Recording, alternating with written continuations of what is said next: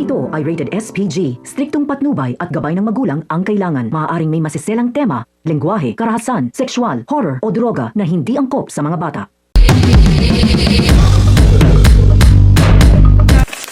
Isang mapagpalang araw mga kapamilya, ang mga dapat nating abangan sa Coco Martin Sigabo. Lalong umiinit ang sitwasyon. Nagpunta sina Mariano at Deborah sa NCIA upang subukang gamitin ang kanilang impluensya at mailabas si Victor.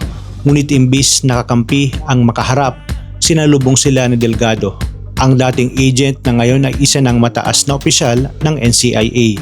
Diretsahan silang binalaan ni Delgado na hindi niya hahayaang makalaya si Victor kahit anong impluensya o pera ang gamitin nila. Gagawin niya ang lahat upang mapanagot ito. Halos sumabog sa galit si Mariano, ngunit mabilis siyang napigilan ni Deborah bago pa siya makapagsalita ng ikakapahamak nila. Sa halip, napagdesisyonan nilang humanap na lamang ng ibang tao maaring mabili ng pera. Samantala, nag-aalab naman sa galit si Lucas. Isang layunin lang ang nasa isip niya, makapaghiganti kay Samantha na itinuturing niyang dahilan ng pagkakakulong ng kanyang kapatid. Nang malaman niyang nasa isang bar ang dalaga, agad niyang inihanda ang kanyang mga tauhan upang sundan ito.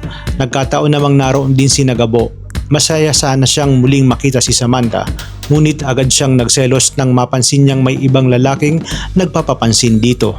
Kasabay nito nagkaroon ng tensyon sa pagitan ng mga kaibigan ni Gabo at ng ilang tauhan ng NCIA hanggang sa mauwi ito sa suntukan sa loob ng banyo. Galit na galit kay Gabo ang kanyang mga kasama matapos umanong bugbugin ng mga tauhan ng NCIA. Gusto na sana niyang gumanti, ngunit nang makita niya si Samantha, bigla siyang nagbago ng isip. Ipinaalala niyang ayaw niyang masangkot sa gulo dahil nangako siyang magbabago para sa kanyang ama. Pinayuhan din siya ng kanyang mga kaibigan na darating ang tamang oras para gumanti. Ngunit hindi pa pala doon natatapos ang gabi.